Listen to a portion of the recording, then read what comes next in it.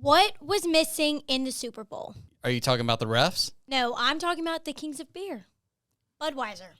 What happened to him? There was not a nationwide Budweiser commercial this year. But Mike explained to me why. And Well, let's take it back. All right, so to me, Budweiser, they are the shit of all shit when it comes to advertising. I mean, if you think about any of the ads, like you talk about what are your most memorable ads or favorite ads, not even just Super Bowl, just ads in general, Budweiser always comes to mind. Clydesdales, Dalmatians, the lizards sitting on the lily pads, all of it, dude. It's iconic.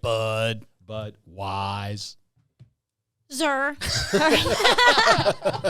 I got distracted for a second.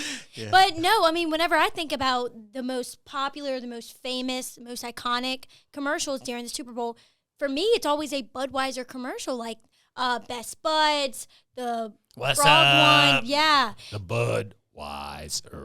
Somehow they have been able to always have that it factor with their Super Bowl commercials, whether it's telling a story, inspiring an emotion inside of you, or if it's funny, or if it's on trend. Yeah, when they came out with Bud Light, like to challenge Miller Lite, they always had, hey, the bar, they'd walk up to the bar and say, give me a light, and they would set them on fire, or they'd do something kind of crazy like that was very, like, eye-catching, just to kind of get people to stop saying, I want a light when they come to the bar. They actually made a commitment to it. But, I mean, they've always been the top of their game when it comes to creating memorable ads. Yeah, and they always use animals. It's either the Clydesdales, the Dalmatians, the Golden crustaceans, retrievers, the lizards. Yeah, so I think adding that animal, you think about the Geico ads with the animals, they're always Aflac. It adds a sort of character. Yeah. I know exactly what you're talking about. I would say not only are they the king of beer, but they're kind of the king. They've been the king almost every year for Super Bowl commercials. Oh. So let's talk about why. Yeah. Why weren't they there?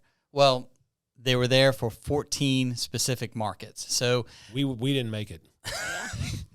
No, we didn't. And I think it was a Kevin Bacon ad with 7 degrees of Kevin Bacon is what I've read on the internet. I still haven't seen the ad, but what they said they were doing is they were trying to target specific new people that might be interested in Budweiser, a younger demographic in certain markets. I think New York, California, they had certain different demographics. How many markets, Mike? 14. 14. And what does a Super Bowl ad cost if you went the whole run? $6.5 million for 2023, or $6.5 million for a 30-second spot. So I would imagine they probably saved some money. Absolutely. I wonder how much. I don't know specifically how much it would be, but I know, if you think about it, because Budweiser never just ran one commercial. So we're talking about a series of several 30-second commercials that probably would have ran them, 20, 30 million. Yeah, I think so. Yeah. So I want to point out the one word Mike said, targeted specific groups. You would think that a brand as famous as Budweiser wouldn't be focused on who they're targeting, but they are.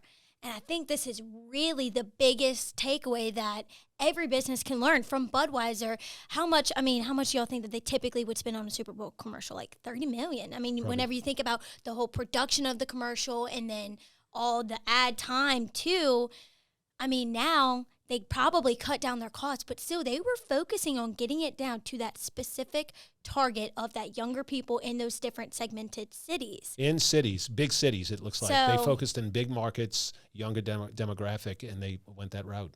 Yeah, I don't think it was necessarily a budget play as much as it was a target play. Right. Like we talk about this all the time as far as kind of making sure you understand your audience, being able to communicate directly to them, putting out a message that's going to be relevant to that person. And I think that's what they're trying to do.